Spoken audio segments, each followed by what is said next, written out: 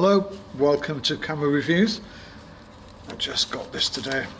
Let's have a look at it. I've got two things to show you today. Both by a photographer called Margret Mitchell, and they are two projects. One's called In This Place and one is the Gizers, and they are both in a sort of newsprint finish, and let's go through them. So let's look at Gizers first. Look at the quality. I'm looking through the LCD screen here, and it's just the quality looks fantastic. Let's have a look at Gizers. We've got 11, just over 11 and a half, 29 centimeters by 15. It's a nicely simply put together book. It's one photograph style shot countless times. Look at that, and it's illustrating the kids who dress up in costumes which relate to sort of cartoon characters, horror movie things, Power Rangers, whatever that is, you know, superheroes, whatever dark element the kids thinking at the time, or whatever light-hearted element the kids are thinking, or parents are actually thinking and getting them to dress up as. The Gizers, Scottish phrase, I presume Gizers, I presume I'm saying it right. I can't think of any other way to say that. Gizers. Please tell me the colloquial spelling or phonetical sound structure on the comments. The Gizers is the term used for the kids who dress up. It's stated here that Scotland Gizers go around neighbours' doors on Halloween during the night of community and sharing. This centuries-old tradition was taken to America by immigrants from various Celtic origins with other cultural influences. Became the American trick-or-treat. Okay? It doesn't say the phonetic breakdown here, so I'm going with Gizers. It sounds about right. If I do it with a Scottish accent, it might sound better. So Margaret, I presume, invited these guys and girls into the house and set them up in her living room behind the green curtains. I love the way she's kept the same curtains up for 3 years, and to shoot that, I think it's lovely, and I love the whole concept because it's all about the subject as well. I think it's just a lovely insight. So what have she got? She's got 60 Gizers. Allow us briefly back into a child's mind as they roam the streets on Halloween dressed as someone else, being someone else, showing the complexity of a child's mind and a parent's mind as well, I guess. So you can notice some of the figures. I would presume that's something like Power Rangers or something. I have no idea. Or is it that sort of Argonaut or something like the people who, or the machines what are like power. I have no idea. Transformer things. Yes. Anyway, a sort of minion, a Victorian, or sort of chimney sweep. You got the modern twist on the that new. I can't remember the film. I'm useless at this. That looks like Freddy's Nightmare. That's I forgot. Anyway, I'm not all interested in the pictures. Look at that. That's a lovely little visual reference. And I think, you know what? This is fantastic. Because again, Margaret is one of these people who doesn't have to do this. She's obviously very inquisitive. And going by her other work, which I'll show you in a minute, she's a very inquisitive person. She wants answers through pictures. She wants some sort of understanding through photographs. She wants some relevance through photographs. She wants to tell you something by photographs. Margaret's got a lot to say, and she's showing that with her pictures, and she's charting things in her life which have meaning. And most of us who look at this will see this every day, or every Halloween, or we'll see people coming dressed as certain things day to day. But if you took it into a context where you were going to document them every day, you'd have something like this. And I think what she's trying to say and what she's showing here is the complexity of identity, the complexity of the child's mind, and what it's just everything's not that simple. We see things in a certain time frame, and it passes us by. And this is showing us a certain period of time in a lot of children's lives, and the complexity of dress, the complexity of why they're there is enormous. And I think that grasps that a little bit, you know. It grasps that we're all individual, that we all have something to say. It's fantastic. I mean, dressed as a unicorn. Who goes out dressed as a unicorn? I can see Star Wars. I can see so many, like probably the Lord of the Rings and Harry Potter.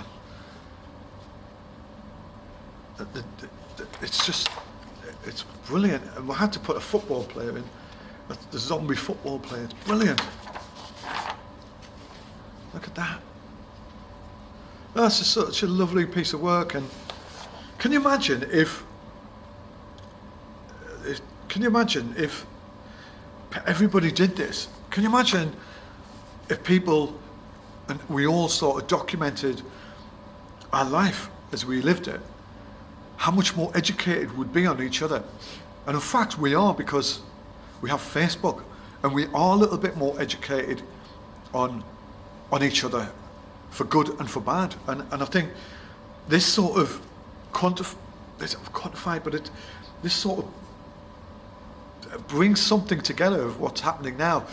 But what Margret is she's elevating it, and she's bringing it into a different, more sophisticated level. And I think it's beautiful. Well done. You know, it's gorgeous. I hope that makes some sense. A simple format with a complex subject matter, shot simply, shot refined, shot in a very organised and professional manner. It delivers a lot. Great message. Well done. So the second newsprint is a project called In This Place. For those who are not familiar with Margret's work, and by all means, the only authority in Margret's work is her. And if you want to find out more about her work before I tell you what I feel, go on her website, and I'll put a link to that, and you can go and find her stuff. So, In This Place, now remember this is my interpretation, In This Place is a pickup and a continuation of the lives of Margret's sister's children. So let's rewind a little, and let's go back to the early 90s. I think 94ish, where Margret was documenting, for whatever reason, her sister and her 3 young kids. And she, was I think, I don't know much about Margret's previous history to that. And there's obviously a big photography connection, because the family she shot, as in the title was called The Family, is her 3 nephews and nieces and her sister. She documented their day-to-day lives, living in their blocks of flats, or their house, or their council house, or whatever it was. And she was just, it was a sort of social landscape. She wanted to document the struggles, the day-to-day activities, the coming together, an insight into the whole lifestyle of I think a single parent living with 3 children. And it's beautiful, absolutely stunning. Now, she's put that, it's in our website, you can go and have a look at it. It's called The Family, or Family. And some 20 years later, this book happens, this project happens in this place. And it's interesting because obviously I've got this, and this is a pickup from the story of her family. I'm aware that her sister sadly died, and I think In This Place is showing the children, and how, as an insight into how the children are living their lives, how they are evolving, how they've evolved from losing their mum. And now, I know that Margaret is, and I hope that she's going to put this into a proper book. But let me just turn a page. I'll keep talking, okay? Now, I presume that's the kids and the image of her sister and her 3 children who represented a child containing both joined elections, right? So it's going to explain it here. I haven't opened it. I haven't opened this, as you can see. So I'm looking at this fresh. But just let me finish on this, right? Because before we go through it, now we've got in this place, and we've got the family, okay? And I know that we're looking. Margaret is looking at this in terms of the bigger project as a book. But I looked at both the family and this project on the internet, and I've read up on it, and I think both of them need to be in this book. And I'm praying that Margaret, when she publishes this book, that she does the family and this as a 2-parter within the book, because they both need each other, and I'm sure Margaret is so aware of that. It's like, and she goes, and she's introducing it here. So I think the 2 projects together would just make a fantastic, a beautiful story. And I think what I would like to see from it is some dialogue, because going by her website, there's a lot of there's references to text, there's references. Everything she puts on her website has dialogue with it, and that's really important. And I was so happy when I discovered Margaret's beautiful photography, that she was adding this context and putting text and giving a story. You have to. You have to. So here we go. This is the family. This is the whole start of this project. And bearing in mind, when I opened this, I had no idea that the family were going to be, because I just thought it was going to be in this place. So this is the kids, and I presume that's her sister, early on, starting it off. An incredible shot, that, bearing in mind what happened later. It's beautiful. Superb.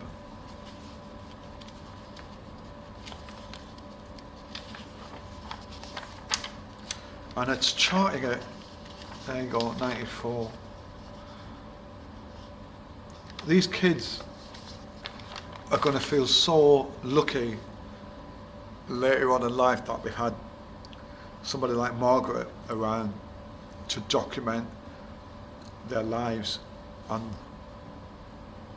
it might be a really interesting way for them to understand their late mum, and understand and have some peace with that. I think it's, for me, I think it's really a lovely body of work, and for whatever reason she's decided to do this at the beginning, it was the beginning of something really special, and obviously hindsight's a really big thing. The story of family and home, connections and play, social and personal inertia. Behind my personal collection sits a larger narrative, a social mobility, environment and choice. Life feels somewhat static in the housing estates of central Scotland, motionless, immobile. And that motionless is really interesting, because this now starts to feel, the pictures just showing them quite static and still. Within this social landscape, all that has changed for the children from 94 is movement from one area, scoring high in the Scottish index of multiple deprivation, to another, a simple bus ride across town. Stephen. That's Stephen there. Oh, bless him.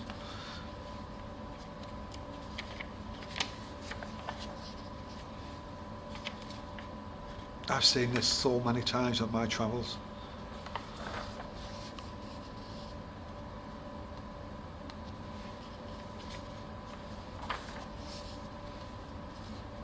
I'm just going to go through them, because I think I've spoken enough, to be honest. Oh, look at that. Got them blacked out.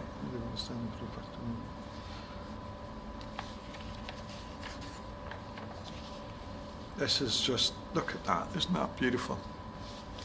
I'm going to come down on this a little bit. and I get a real feel of these photographs. I think it's very important when her eventual book comes out that you support this and you go out and buy the whole story to what this is about. This is clever photography, you know. I've been on tons of council estates and I walk away with pictures and I get exhausted by it. Margaret's lived it and Margaret's living it each day, and she's very lucky that she's around such amazing kids who actually understand what she's trying to do to some degree. And that's really important. And just to create a picture like that, just understanding the context and the depth of field and the light and what she's trying to serve us with, the structure of the shot and putting it all together. And because you can't do something like this and be haphazard with the photography, because you're trying to deliver a very strong message, a sort of underlying message. And it's not something you play with a sort of element of disrespect to the subject and to the way you shoot it. You have to be totally at a sort of level of understanding with every aspect of it. And I tell you what's also really difficult about something like this is that when you're around the same environment day after day, it's tricky to see it for what it's worth, and you sort of become complacent, and you may not see the light what falls on from the window. You might not see the pink net curtains and the effect they have on the room. You might not see the seclusion of a room and how lonely it makes people feel. You might not see that there's a bond here between these two, Leah and Chick. You may miss things. When you go somewhere new, you're looking, especially as a photographer, you're looking all the time. So Margaret, I think, to be consistent and to keep working on her narrative, to come up with stuff like that, believe me, stuff like this, it's not easy. I see shots all the time which are just throwaway shots. To get the trust and the understanding of, I reckon, a bit of sunset there, the understanding where the light's falling, just trying to deliver a sort of quality of thought, a passive quality, but a sort of, not melancholy, but it's just an element of